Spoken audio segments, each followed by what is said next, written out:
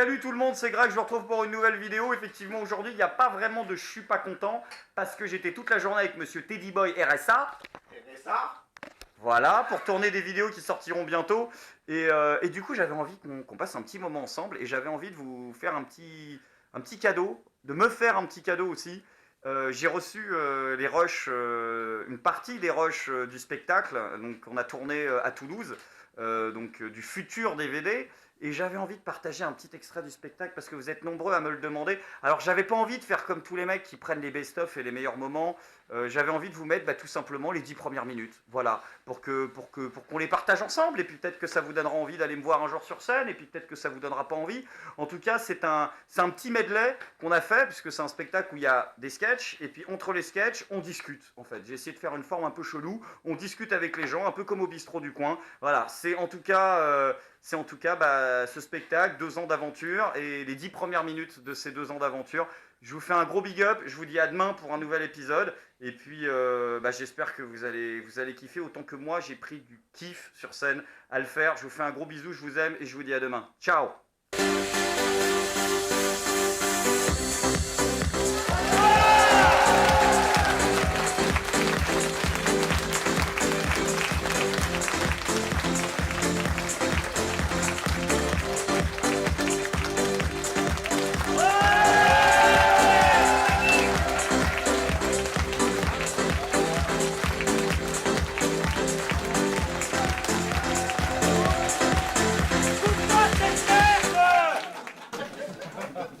Elle est à chier ta musique.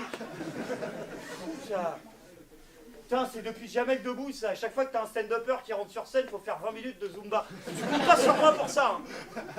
C'est mort. Hein, on est entre amis ce soir, on va faire ça à l'ancienne comme on l'a toujours fait, avec une question très simple. Bonsoir, est-ce que vous allez bien? Vous me direz comment vous faites alors. Ah, je suis complètement déprimé personnellement. Hein, non, je suis pas content, du tout. Non. Tu m'en veux pas, je pose un cul, on va faire ça. Ah non, le monde se barre en couille, là, c'est trop pour moi. Putain, non, mais qu'est-ce que c'est que cette planète? Pendant qu'un tiers de la population mondiale vit sous le seuil de pauvreté, les États-Unis viennent de révéler avoir dépensé 15,5 milliards de dollars, j'imagine le truc, dans un programme expérimental de torture auditive, ouais, sur les prisonniers de Guantanamo. Alors qu'un simple CD de Patrick Bruel, c'est exactement la même fonction pour 9,99 € chez Carrefour. Putain, quand il s'agit de jeter du pognon par les fenêtres, les hommes politiques, c'est les premiers. Ah, quand il s'agit de nous en demander aussi, ils sont très forts. Il y a même une émission en France, ouais, pour nous raqueter.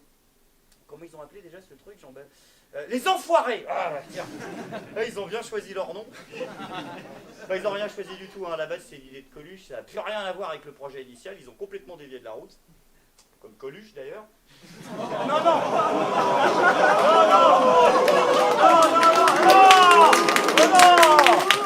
je vais me faire engueuler.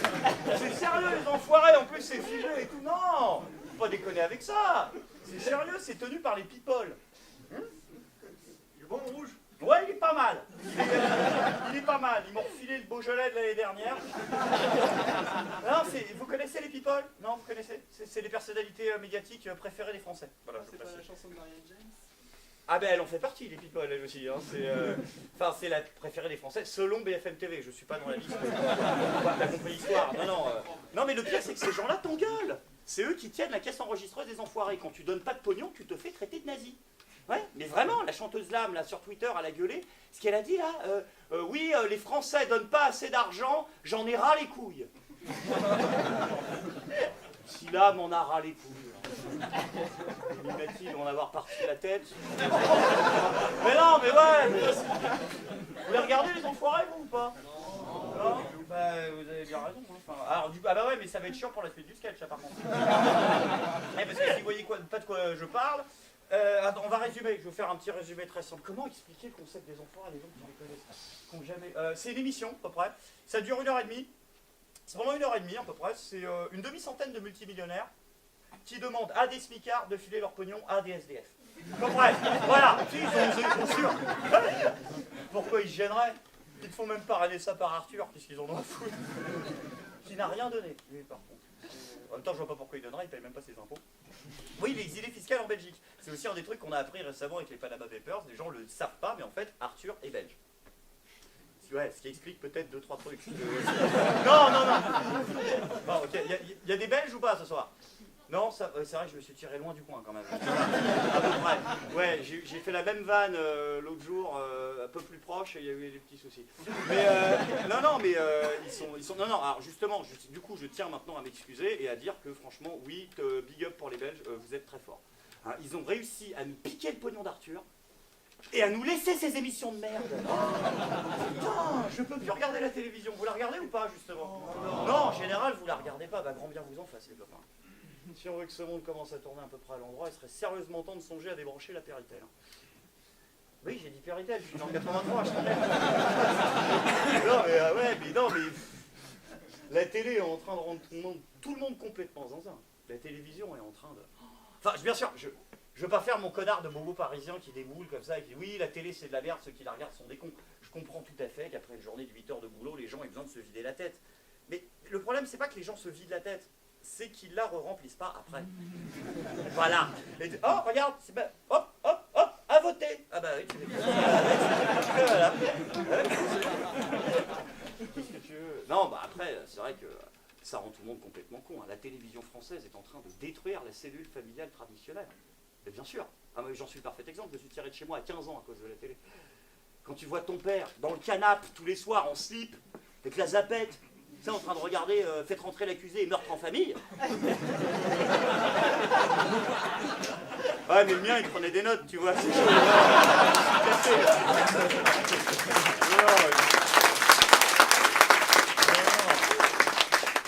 Encore une fois, voilà. Regarder un bon film, voilà, c'est comme boire un verre de rouge avec modération, puisque tu me fais chier. Ça n'a jamais fait de mal à personne. Moi aussi, je me fous devant la télé comme tout le monde de temps en temps. Hein. Tiens, regarde, comme quoi j'ai pas de bol. L'autre soir, 2 films que je voulais regarder le même soir en même temps. Sur la une, t'avais Intouchable avec Omar Sy.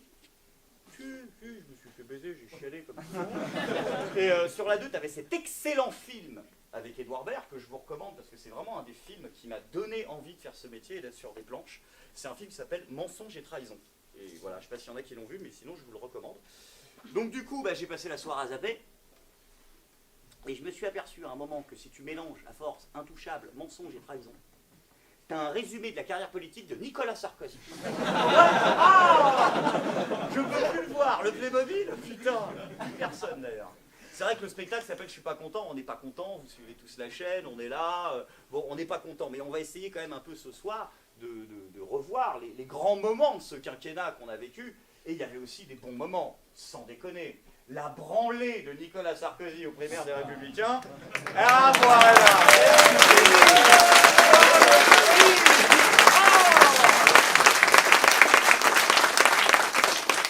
Il se voyait déjà président, ce trou du cul. Il y croyait. La veille des résultats, JT de 20h, chez Delahousse, comment il est ce... En 2017, je veux rendre aux Français tout ce qu'ils m'ont donné. La garde, hein, c'est cadeau. Ah putain, le con. Oh la vache. Enfin, en même temps, ce qu'ils nous ont sorti du panier, enfin des primaires, ils appellent ça des primaires, c'est pas plus joli. Hein. Là, François Fillon. L'homme qui voulait supprimer la sécu, là, putain. Alors, ils essayent de lui mettre du plomb un peu dans les godasses, là, à Fillon, là, c'est vrai qu'ils lui ont coupé les ailes.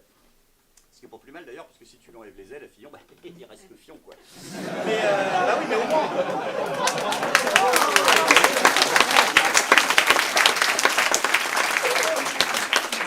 Ah ouais, mais bravo, oui, parce que ça t'éclaire au moins sur le message politique qu'on va se prendre dans le cul. Au moins, il annonce la couleur, le mec. Hein.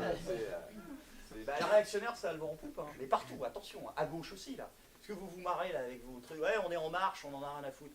Mais, Manuel Valls, candidat préféré des jeunes socialistes, j'ai lu ça hier, à 51% pour les élections présidentielles 2022. Concernant les stats, c'est-à-dire que tu as des mecs qui sont jeunes socialistes aujourd'hui qui disent ouais je suis pour Benoît Hamon mais dans 5 ans j'ai déjà prévu que j'allais devenir un enculé et bien tourner à droite et voter pour du réac à la Manuel Valls. Les mecs ont déjà prévu, tu vois. Ah c'est dingue ça, mais partout hein. Marine Le Pen, elle n'a pas fait de primaire, elle réélue à la tête du Front National avec 100% des votes. Ouais, j'ai adoré ça, c'est marrant. Marine Le Pen qui gagne une élection avec un score de dictateur africain. Non mais si, c'est à voir. Ce qui est marrant, c'est les stats aussi. Hein. Parce qu'aujourd'hui, attention, 25% des Français votent Front National. Un Français sur 4. Quand tu demandes aux gens, à moi non, par contre, il faut voir par là-bas. C'est fou ça. C'est fou. Monsieur, vous votez Front National ou pas? Non, des Front National non plus? Vous elle non plus? Bon, bah c'est toi du coup. Ah, on peut le comprendre. Hein? Ok, je sais que je devrais pas dire ça parce que je suis humoriste, donc faut être de gauche, machin, pour avoir les subventions.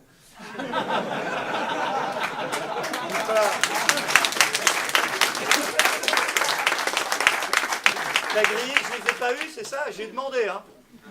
Ouais, j'ai demandé à votre mère, elle m'a dit non. Donc, enfin, il m'a pas dit non, il m'a dit, il va te faire enculer. Bon, c'est pas le même résultat. Mais non, je sais, faut être de gauche, tout ça, faut être machin, mais sans déconner. On est bien d'accord, de vous à moi, je devrais pas le dire, ça a changé le FN. C'est plus pareil qu'avant. Les nouveaux visages, c'est plus doux, plus tendre. Je suis sûr que c'est la petite Marion, toi, qui m'a fait penser. La petite Marion, elle est mignonne, bien sûr, c'est plus sympa, ça. Par contre, tu vas pas la pécho, hein, je te rassure. Si, bah déjà parce qu'il y a ta meuf. Mais ensuite, mais elle est maman, donc c'est niqué, t'es niqué. Elle est mariée, là, elle a un gosse, là. Elle a accouché d'une petite fille, les gens savent pas, Marion Maréchal Le Pen est maman. Ce qui est bien pour elle, d'ailleurs. Bah, depuis le temps qu'elle rêvait d'expulser quelqu'un. Voilà, mais c'est fait.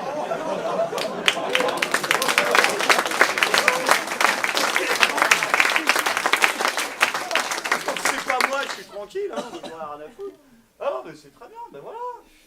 Non, la maternité l'a adouci, ça se voit. Je pense qu'il y a un truc. Mais le pire quand tu écoutes cette bande d'escrocs et de voleurs, alors là je parle pas du Front National, je parle de tous les hommes politiques en général, c'est qu'ils te disent qu'ils cherchent le bien des gens, c'est con. Il l'a dit François Hollande l'autre jour, tu sais, il était comme ça sur son discours d'adieu à la con. Je vois, oh là là, une horreur. Il a dit oui, depuis 2012, nous recherchons le bien des gens. Ils n'ont pas trouvé? Bah non, voilà, c'est ça la question. Ils n'ont pas trouvé.